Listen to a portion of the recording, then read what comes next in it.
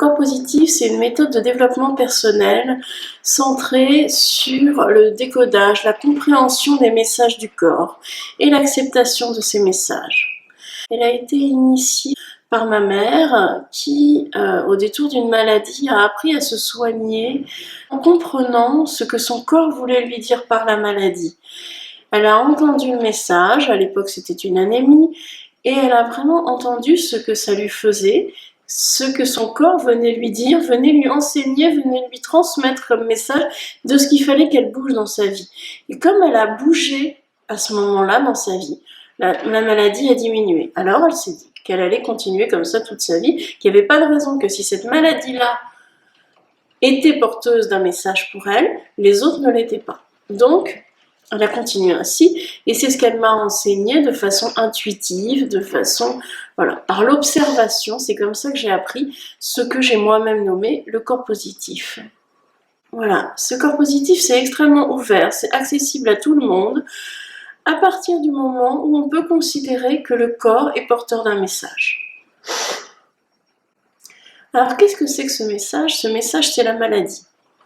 La maladie, alors on dit souvent, c'est de plus en plus connu, de dire que la maladie, c'est ce qui a du mal à être dit. Alors, c'est vrai, et c'est un peu réducteur à la fois. La maladie, elle a beaucoup plus de possibilités que ça, elle a beaucoup plus de subtilité. Parfois, c'est ce qu'on a du mal à dire, parfois c'est ce qu'on a du mal à ressentir, parfois c'est ce qu'on a même du mal à taire, parfois c'est quelque chose qu'on a du mal à penser, à s'autoriser à penser. Souvent, on ne s'autorise pas à penser. Pour nous, le cœur de la maladie, le cœur du corps positif, c'est qu'à chaque maladie ne correspond pas un message. Ce n'est pas universel. C'est propre à chacun et à chaque moment de la vie. C'est-à-dire que si j'ai une céphalée, donc un mal de tête, aujourd'hui, il veut me dire quelque chose. Mais vous avez une céphalée, ça ne veut pas dire la même chose.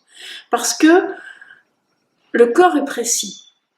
Une céphalée, il y a plusieurs modes d'expression. Elle peut être ici, elle peut être ici, ici, ici. Elle peut être en étau, elle peut être en coup de poignard, elle peut être pulsatile. Elle a des tas de caractéristiques. Elle s'est déclenchée le matin, elle s'est déclenchée l'après-midi. Elle augmente quand je vais me coucher, elle diminue. Peu importe, voilà. Elle a des tas de caractéristiques dont il faut prendre en compte.